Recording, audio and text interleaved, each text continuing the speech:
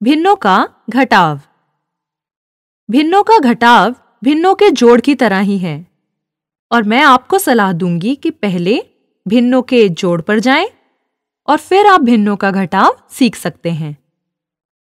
हमारे पास यहाँ पर एक आयताकार पट्टी है। अब इसका जो भाग रंगीन है उसे हम 3/5 भिन्न के रूप में दर्शा सकते हैं और जो भाग बैंगनी है उसे 2/5 लिख सकते हैं। इसका मतलब मैं कह सकती हूं कि यदि मैं रंगीन भाग से बैंगनी भाग को घटा दूं तो मैं केवल हरा भाग देख सकती हूं। ठीक है? तो इसका मतलब है कि मैं कह सकती हूं कि यदि मैं 3/5 में से 2/5 घटाती हूं तो मुझे 1/5 मिलेगा जो कि हरा भाग है। अब आओ एक और उदाहरण देखें।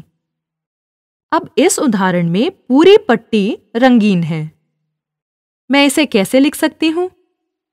मैं कह सकती हूं कि 5/5 या पूरी की पट्टी रंगीन है। अब कितना भाग हरा है? 3/5, क्योंकि 5 में से 3 भाग हरे हैं। तो मैं कह सकती हूं कि 3/5 हरा है। तो यदि मैं 5/5 में से 3/5 घटाती हूं तो मुझे बैंगनी वाला भाग मिल जाता है जो कि 2/5 है। अर्थात 5/5 घटाव 3/5 बराबर है 2/5 के। क्या मैं 5/5 को 1 कह सकती हूं? हाँ, क्योंकि 5/5 का मतलब होता है पूर्ण। पूर्ण का मतलब 1 है। अर्थात मैं कह सकती हूं कि 1 घटाव 3/5 बराबर है 2/5 के। तो हमने यहाँ क्या सीखा? हमने सीखा कि जब हर समान हो तो भिन्नों का घटाव करना आसान है। हम घटाव कैसे करते हैं? हम अंशों को घटा देते हैं और हर को वैसे ही रहने देते हैं। यदि आप पहले वाले उदाहरण को देखें तो हमने 3 में से 2 को घटाया। 3 घटाव 2 बराबर 1 और हर 5 है। दूसरे वाले उदाहरण में 5 घटाव 3 बराबर 2, यह नया अंश है और हर 5 ही रहता है। अब यह बहुत आसान है। आप जानते हैं कि हम आरेख को देख सकते हैं और आसानी से जांच सकते हैं। परंतु असमान भिन्नों के बारे में क्या? जब हर समान ना हो, अब उस स्थिति में हम क्या करेंगे? आओ इस उदाहरण को देखें। 2/7 घटाव 1/6। अब यहां पर यह असमान भिन्नें हैं। हम जानते हैं कि समान भिन्नों का घटाव कैसे करते हैं। तो हम क्या कर सकते हैं कि हम इन भिन्नों को समान भिन्नों में बदल सकते हैं। हम कैसे बदलेंगे? हम हरों का एलसीएम या लघुत्तम समापवर्त्य ज्ञात करेंगे और फिर इन भिन्नों का समतुल्य भिन्न ज्ञात करेंगे जहां पर हर एलसीएम के बराबर होता है। तो आओ 2/7 और 1/6 के लिए यही करें। हर 7 और 6 है, तो 7 और 6 का एलसीएम या लघुत्तम समापवर्त्य 42 है, क्योंकि 6 बार 7 बराबर 42। अब आओ समतुल्य भिन्न ज्ञात करें। 2/7 के लिए समतुल्य भिन्न 12/42 है। हमने अंश और हर को 6 से गुणा किया। 1/6 के लिए समतुल्य भिन्न 7/42 है। यहां पर हमने अंश और हर को 7 से गुणा किया। अब हमारे पास जो भिन्नें हैं वो सब समान भिन्नें हैं।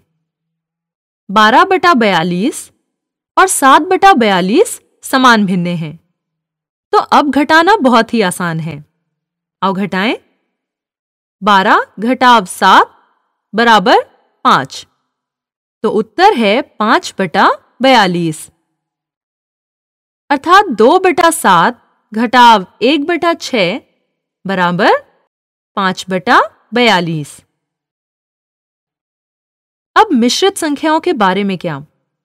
यदि मुझे कुछ मिश्रित संख्याएं घटानी हैं, तो हम क्या कर सकते हैं? हम पहले ही जानते हैं कि भिन्नों को कैसे घटाना है, तो हम मिश्रित संख्याओं को अनुचित भिन्नों में बदल सकते हैं और फिर अनुचित भिन्न को घटा सकते हैं और फिर उत्तर को वापस मिश्रित भिन्न में बदल सकते हैं। आओ इसे करके देखें।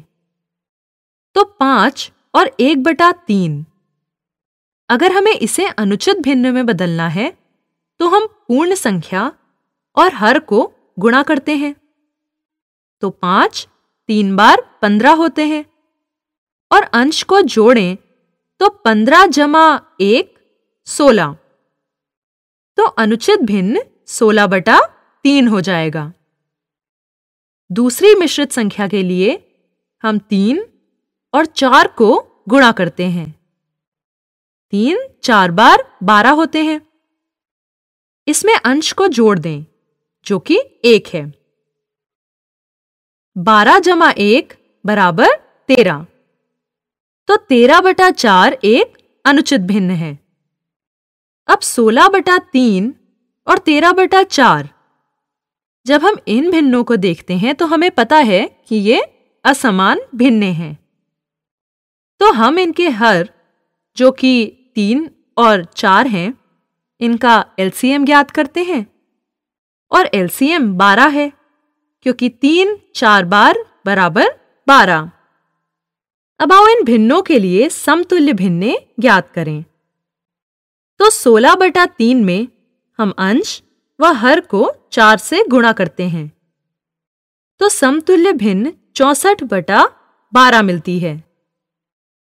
13/4 के लिए हम अंश और हर को 3 से गुणा करते हैं, तो हमारी समतुल्य भिन्न है 39/12।